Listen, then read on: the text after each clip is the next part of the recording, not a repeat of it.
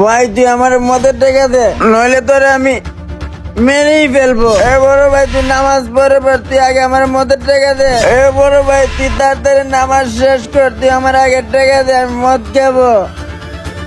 এই তুই এমন করছিস কেন? এমন করতেছি কে জানো না, আমি মদ খাবো, মদের টাকা দেও। আমি তোকে মদের টাকা দিতে পারি, কিন্তু একটা শর্ত আছে। কি শর্ত? শর্তটা হলো তোকে এক ওয়াক্ত নামাজ পড়তে হবে। আমি এক ওয়াক্ত নামাজ পড়বো, কিন্তু আমাকে মদের টাকা দিতে হবে। আচ্ছা ঠিক আছে, তুই তাহলে জোহরে নামাজ পড়ে নে, আমি আসতেছি টাকা নিয়ে। আচ্ছা ঠিক আছে।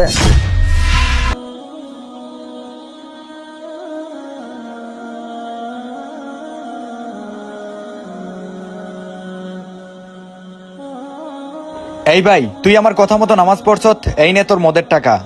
না ভাই, আমি আর মদ খাবো না, আমি নামাজ পড়ে শান্তি পেয়েছি। তার মানে আল্লাহ তোকে হেদায়েত দান করেছে। কমেন্টে আই লাভ নামাজ লেগে যাবেন।